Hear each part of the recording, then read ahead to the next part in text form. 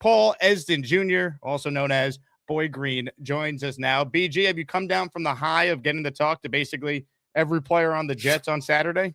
No, I haven't. So hopefully I never come off this high ever again, Jake. That was awesome. Shout out to the Jets. They let us talk to everybody from the 3 first-round picks, starting quarterback Garrett Wilson, Brees Hall. I mean, everybody. That was awesome. So for any fans that are going out to any of these, whether you're a season ticket holder, I guess, are the only ones remaining, that was pretty sweet. It was awesome, man. It really was. And a great event at Chef Kevin's restaurant. Thanks again to the Cloverleaf staff, Chef Kevin, Chef Brian, and of course, everyone who made it out and got to experience it with us. So the Jets are on the field right now. Aaron Glenn will speak in a little bit. I'll carry the presser live for those of you joining us. But with the pads coming on, you get a real feel on just how good some of these guys are. And I think it's a great sign that through the first 2 days of padded practices, we're getting multiple reports of just how dominant Armand Membu has looked. In fact, Zach Rosenblatt tweeted today, quote, Armand Membu has taken it to another level since the pads came on. Think he just won about every rep in team drills, then just had an awesome rep in one-on-ones against Will McDonald. McDonald tried using his speed to get around him, but Membu blocked him around the pocket and then into the ground. You talk about a guy who I think has a chance to be a superstar at his position. I think that's Membu. He was so good as a rookie, and it flies under the radar nationally because of how bad the Jets were. I'm pumped to see what he now can do in year 2. I love how unsatisfied he was with what was, by anyone's definition, a spectacular rookie campaign. He had to go against TJ Watt week 1 last year, of course, in Jet Steelers. And a lot of us said, oh boy, like a rookie going against TJ Watt, that's going to be a tough challenge. And quite frankly, he handled it like nobody's business, shut him down, and then showed it wasn't a fluke throughout the rest of the season. Armand Membu was a stout wall of protection for whoever the hell was playing quarterback last year. So I love how Armand Membu wasn't satisfied with last year. Aaron Glenn spoke at his press conference yesterday and mentioned that in exit meetings, Armand Membu just seemed like he was on a mission and that he wasn't going to be satisfied with that. And he has extremely high goals. Plus, Jeremy Fowler in the top 10 rankings, while Armand obviously didn't make the top 10 list. There was a anonymous NFL personnel that thinks he could be the best run blocker in the league. I mean, incredibly high praise. And how is that not validating? We see him put on the pads and he's, shutting down David Bailey's, Will McDonald's. There's a lot of talented pass rushers on the other side. I'm super high on Armand Membu, man.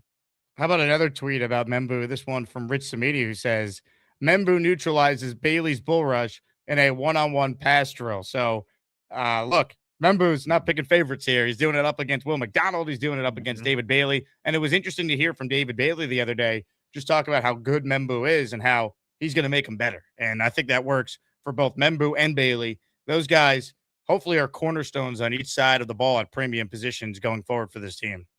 Q iron sharpens iron, Jake Asman. That's what's happening at Jets training camp, baby. So you love to see it. It's good for both those guys, and hopefully those are young cornerstone pieces on both sides of the ball. That's where you build a great football team, in the trenches. The Jets believe they have one in Armand Membu. David Bailey obviously is the highest drafted defensive player in franchise history. So those two guys hopefully can continue to keep themselves honest here throughout practice. I love that David Bailey had a great day a couple days ago. 3 sacks by all accounts. From the beat reporters. And then Armand's like, oh, okay, now we need to turn it more serious. Now he's been shutting down David Bailey. So if you're a Jets fan, you want to see this back and forth in a general sense. But apparently Armand Membu's been turning up the heat. And the early signs are really positive about this rookie class. Of course, some questions with Sadiq, who once again is not out there on the field today. They called it a maintenance day yesterday. He's not there again today. So Aaron Glenn, I'm sure, will be asked about that in just a little bit. But Omar Cooper has flashed. He made a really nice catch. I'll show in a bit. Yesterday, the Jets posted. We've seen some really positive things from Bailey, as you mentioned, including, how about this, from Zach Rosenblatt, who says Bailey's been really active in the run game, which is promising considering that was one of the questions about him coming out of college. The one thing I've always said, though, about whether you're a Bailey guy or a Reese guy, you can't tell me the Jets should take Arvell Reese because you have faith in Carl Dunbar properly developing him and then say, well, you can't draft David Bailey because you're concerned he's not great against the run. Because if you're giving Dunbar the credit to develop Arvell Reese, then the Jets veteran and highly respected D-line coach should also get the benefit of the doubt to develop David Bailey to be a more well-rounded all-around player. And I think early on we're seeing that. So, I was definitely someone who preferred Reese, but it wasn't like I was disgusted with the David Bailey pick. My whole thing was, you just better be right, and you better not be picking Bailey because you think he's going to be a better right away. But now that he's here, every Jet fan should be rooting for him because Arvell Reese, David Bailey, none of that matters now. All that matters is, did the Jets get it right with the number 2 pick? We are pushed into pockets, though, Jake. You are either Team Bailey or you're Team Reese. And if you're on the other side, you're an idiot and a loser.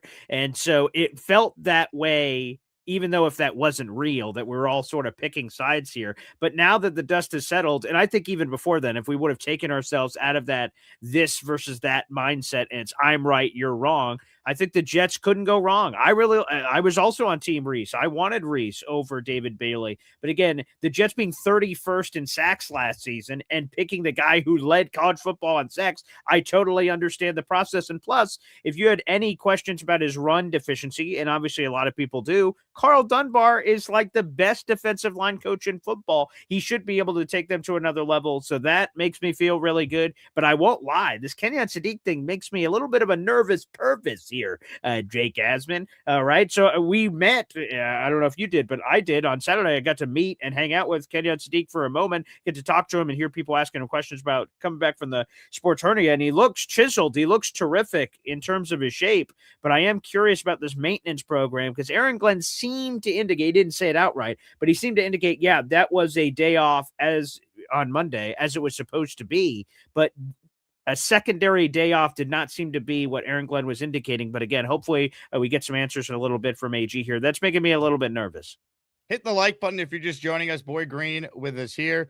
We're talking all things New York Jets. The Jake Asman Show is brought to you by PrizePicks. Check out PrizePicks right now. If you're a sports fan, they have something for everyone, especially if you're one of my listeners and you're gearing up for the upcoming Jets season. For player picks on PrizePicks, you just pick a player you like and you go more or less on a few of their stats. Check out some of the numbers they have for some of your favorite Jet players: Geno Smith, Breece Hall, Garrett Wilson, Omar Cooper Jr., Kenyon Sadiq, and many more. PrizePicks should be your go-to, and check out their new offer right now. Play your first $5 and get $150 in lineups if you win. All you need to do is sign up and use that code HMA. That's PrizePicks code HMA. Download the app now or click the link in the description to download the PrizePicks app today. Paul, in terms of Geno Smith, you and I were at the practice where the ball didn't hit the ground. He was incredible. Then yesterday in the rain, the offense struggled. He threw an interception, which I don't think is a bad thing given the fact the Jets actually had an interception, which is a new thing for them. Minka Fitzpatrick had a pick. Just give us your thoughts on what you saw from the offense. What stood out to you watching it in person on Saturday? So let me just let's lay the ground rules here for a second. So Jake, Saturday was the first practice and only practice you've been to at training camp so far? That was the first one, correct. Okay. And in the practices in which you haven't been there, all of a sudden Geno Smith is imploded. I don't know who's supposed to be connecting dots here, but we need to get Jake Asman to one Jets drive immediately. But to everything you're saying about Geno Smith here, yeah, I mean, it was awesome to see him in a rhythm, in a zone on Saturday. It seemed like he just felt confident. And quite frankly, the interactions with his teammates, which are some of those things, unless you're at practice, you just don't see it. It seemed like he was firing up the guys, rallying the troops. That seemed to be quite prevalent there for Geno Smith. But on the other side, again, I mentioned a few minutes ago about you want to see a little bit of back and forth. I'm not mad that Minka Fitzpatrick, who's a very talented player, is coming away with an interception, or the defense is being a little bit more opportunistic and deflecting balls, and then they're coming down with them, whether it's Damian Sherwood or Brandon Stevens or what have you. So to me, I think one way or the other. Jake, you even mentioned this at the live show, at the live event, excuse me, at the Cloverleaf Tavern, where, you know, on one side, if the offense is killing it, you could just say that's cool, but then wait, does the defense suck? Or it's the other way around. Defense is dominate, offense struggles. Does the offense suck? I think like anything in the world, it's a little back and forth. So I'm not overly alarmed with Geno. Quite frankly, actually, the interceptions make me feel good. I want him to take chances. Justin Fields wasn't taking chances last season. So, Geno, take chances. Test your limits. He led the NFL last season in tight window throws. He had a 34% in there, which led the National Football League, according to Mina Kimes on the Mina Kimes show. So, I love that. Take shots, take chances, get aggressive. He's clearly doing that in practice. And hopefully he's getting that out of his system, of course, during practices and save the less interception moments for the regular season. This was one of the throws he made in yesterday's practice during 7-on-7s that Omar Cooper was able to haul. It's just a big-time throw and a big-time catch by Omar Cooper Jr., who has so much talent between him and Garrett Wilson and AD Mitchell. You feel like the Jets have the makings of a real offense. The question is, what does Frank Reich have left after being away from the NFL the last few years? And what version of Geno Smith are we going to get? Because the guy in Las Vegas last year wasn't very good. How much of that was his circumstance versus this is now what he is? Because in Seattle, he was a very good quarterback. He was certainly a top 18 quarterback in the league. He was an upper half of the league quarterback. So that's really the question, I think, with Geno. It's how much do he and Frank Reich collectively have left to give the Jets a season where if they're not going to win a ton of games, at least be watchable, at least give us a chance to properly evaluate the young players on this offense so we know exactly what the Jets need going into the offseason where they have all this cap space and 3 first-round picks.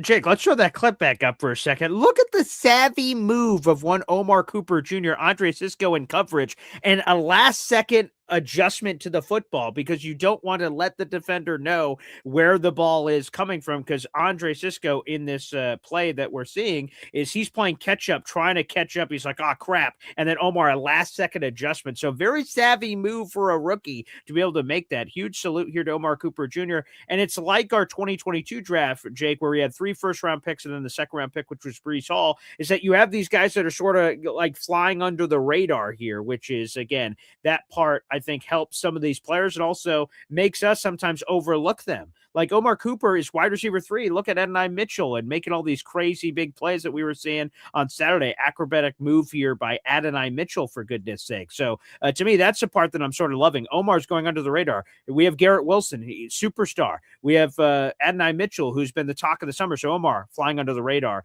You have go around the other Kenyon Sadiq, all the different tight ends in the room outside of this recent story. We'll see the AG update from Sadiq. I like that some of these players are flying under the radar. It's because the Jets have multiple first-round picks, and then also these guys aren't asked to be the straw that stirs the drink. Garrett Wilson's our number 1 wide receiver. There's Mason Taylor. I was watching some Jelani Woods action at camp. Apparently, he had a second straight day. I love some Jelani Woods. Jeremy Rucker. So these guys aren't asked to be the main guy immediately. I think that helps out tremendously. Mac Jet for Life says, can you imagine once Geno gets on rhythm with his receivers and tight ends? That's why I'd like Sadiq to be out there as much as possible, because if you look at it like this, next week is a dress rehearsal for a game for the Jets. They got 3 preseason games. Their first one is a week from this Friday. I'd like to see Sadiq out there in that first preseason game, getting as many reps with the starting offense as humanly possible. Yeah, and I heard it. Let's plug some Jake on the Jake Show here, the Jake Asman Show. Bob Wischusen was telling you, and I've heard varying opinions on this for Geno Smith preseason plan. How much should he play? I've heard some people argue, he's 35. Let's have this be the Cade Klubnik show for the 3 games. Bob Wischusen made the complete opposite argument. He should play more than most starting quarterbacks in the NFL because you need him to get in a rhythm with the Frank Reich offense. The Jets need Geno, that engine revving as soon as the season starts. You can't afford for him to be sloppy, and then you're waiting for him to sort of find his rhythm. And the preseason for him ends up being the regular season for like the first month. So I thought that was a fascinating comment by Bob Wischusen on ESPN New York with you. And that to me is interesting. I think Geno is going to have to get some of that activity in the preseason games. You don't hold them out there too long and make it a crazy thing, but a handful of drives or maybe 1 drive, depending on the success of said drive against the Buccaneers, maybe a couple more against the Steelers, and then probably none at all in the finale against the Giants. But yeah, I think Bob makes some great points as somebody that is going to need a lot of those reps, because I agree with him. We want to see this offense as full flower as quickly as possible, and I'm sure preseason reps would help.